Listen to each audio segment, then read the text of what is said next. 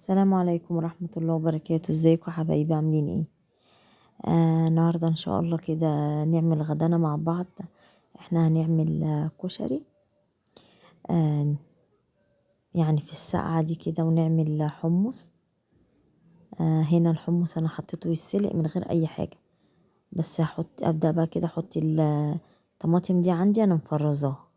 حطيت قرن فلفل وحطيت الطماطم دي متلجة، هتفك اهي، فكت معانا اهو. وحطيت معلقة توم وكمون، يا دوبك يخش في السوا كده هنحط الملح. وهنا بسلق مكرونة سباكيتي على مكرونة تحمير، بحب احط الاتنين على بعض كده. وده بصل انا مقطعاه ترنشات كده. حطيت هنا زيت وحطيت عليه البصل، يعني يا دوبك هو هياخد لون معايا كده، هطلع منه للتقلية والباقي بقى اكمل عليك هتشوفوا معايا. هنا المكرونة ما بسيبش المكرونة تستلق قوي، يعني اللي هو الايه السلق اللي هو يعني ما يبقاش ناعم معانا كده. الدنيا ساقعة بقى، وقلت ايه الكشري كده يدفي تغيير في الاكل شوية. بص البصلة بدأت تخش معانا في السوا، يعني في التحمير. هشيل منها حبة للتقلية، احط يعني تبقى التقلية للكشري، والباقي انا بسيبه في الحلة زي ما هو، واحط عليه بقى الرز والعدس وانا نقعاه من امبارح. يعني انت ممكن تنقع العدس بتاع حوالي ساعتين او 3 ساعات، انا نقع العدس من امبارح. ادي دول حبة البصل دول انا هسيبهم، وغسلت الرز وصفيته مع العدس كده، واحط الاتنين مع بعض. هديهم بقى تقليبة حلوة كده. دي حتة ده بقدونس اللي انا بشيله، ده بقدونس عشان كنت غازلة خضرة، فممكن يعني من البقدونس واحدة فيها. بص البصلة انا اتحمرت ازاي، انا قلبت شوية بس انا عشان مسرعة الفيديو. واحط كمون، وهحط الملح وخلاص على كده. البصلة دي ما اتحرقتش، هتدي لون جميل وطعم جميل للكشري. انا بحب اغمقها كده، هتشوفوها في الاخر شكلها عامل ازاي، وعاملة ازاي مع الكشري. بس خلاص كده كده، هنا الكشري فاضله الشعرية بس.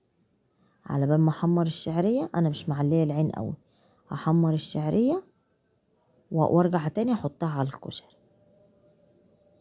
دوت. كده يعني مقدار كوباية شعرية، حسب برضو ما انت ما بتحبيها. وحمرها كده تحميرة، اللي هو التحمير الجولد. بصي شكلها لونها عامل ازاي، تك عليها في التحمير شوية. انا بقى بصفي الزيت، ما بحطش الشعرية بزيتها، بصفي الزيت كده. الزيت ده طبعا انا مش هرميه، انا هاخده اعمل منه الصلصة. هرجع احط الشعرية على الكشري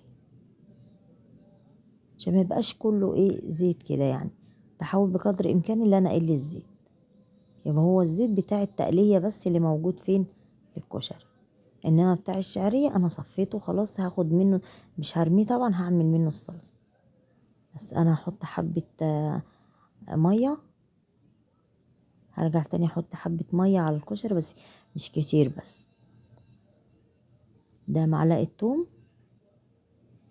التوم ده اللي انا مفرزاه، والطماطم دي برضو انا مفرزاها. هنعمل الطماطم ان شاء الله مع بعض كده ونفرز حب.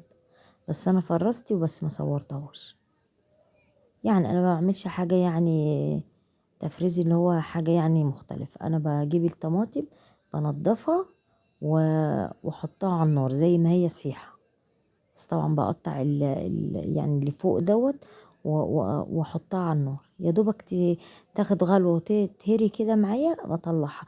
بشيل القشرة دي واضربها في الخلاط وارجع اصفيها، بخليها عاملة زي الكاتشب كده، بتبقى ناعمة كده. لازم تصفي، احلى حاجة ان انت تصفي الطماطم بعد ما تتسلق. انا حطيت كزبرة، وحطيت كمون، وحطيت قرنين فلفل حامي. اللي بنعملها دي الصلصة بتاعت الكشري. بس هحط معلقتين خل، بس ما كترتش في الخل بس عشان الخل ده حامي. ودي الطماطم اللي انا متفرزه، هي مجرد ما تفكي بس هتلاقيها احمرت، يعني مش هتلحق تاخد غلوه وتلاقيها تسبك، لان انا مسبكاها يعني مديها غلوتين 3 كده وهي صحيحه، ورجعت صفيتها ورجعت حطيتها في اكياس. دي احسن طريقه ان انت تفرزي بيها الطماطم. لو تقعد 2 3 هتفضل زي ما هي كده، ما تخافيش. وبحمرانة ده تشوفي لما تتسبك هتبقى يعني شكلها عامل ازاي.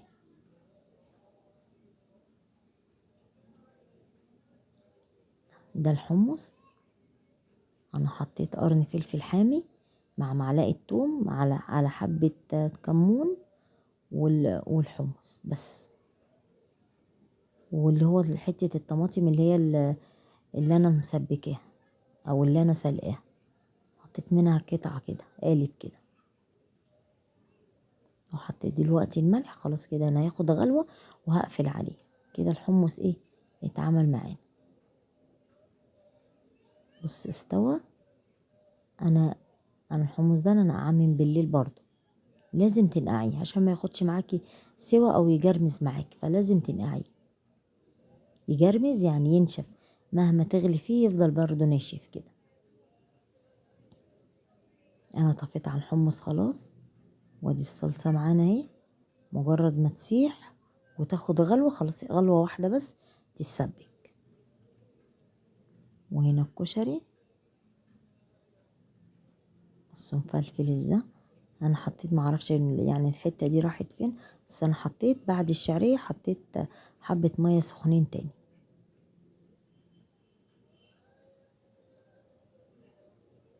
انا توط عليه يعني ايه، شعرايه كده زي ما بيقول. هنعمل الدقة، بس انا هعمل الدقة دي هعملها على البارد.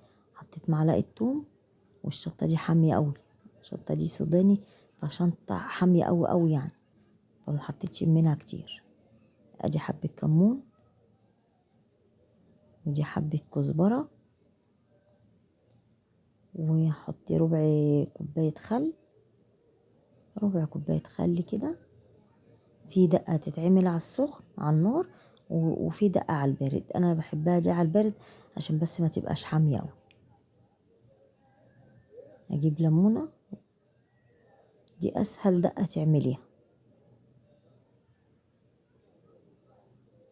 الليمون حلو قوي في السوق ومعبي، يعني مليان مية. الليمونة بتبقى مليانة مية كده وكبيرة وناعمة. انا بحب الليمونة بصراحة كده، بحبها تبقى كبيرة كده وناعمة من بره كده. الليمونة الناعمة ديت تحس ان هي مليانة مية. حطيت معلقة ملح بس، وهشوفه بقى ايه عايزة تاني ولا لا، بس اما اقلب شوية. عايزة تعمليها على السخن، عايزة، انا دقتها عايزة شوية ملح. انما انا بحب اعمل الدقة على البارد كده عشان ما تبقاش حامية مع الصلصة مع كده، ما تبقاش بس ايه حامية عليكي. اكلة حلوة وتدفي كده، ويعني وتعمليها بايديكي كده مفيش كلام، تطلع من ايديكي زي العسل. بص الكشري ولا يعني ماسك في بعض واحدة ولا اي حاجة. انا هنا بنتي جت من الدرس، قلت ايه يعني اغرف لها هي، احنا كنا لسه فطرانين متأخر يعني. فهي بقى ربنا يعينها راحة الدرس. بالله عليكم تدعوا لها كده في الثانوية العامة، يعني هي حول الله يا رب مقضيها دروس كده، يعني بشوفها فين وفين بسبب الدروس. تطلع من الدرس ده وتروح الدرس ده، فربنا ينجحها يا رب. بالله عليكم تدعوا لها هي واللي زيها يا رب، ونجح كل بتوع الثانوية العامة واعدادي وابتدائي وكل، يا رب ما تضيع تعب حد ابدا يا رب، اللهم امين يا رب.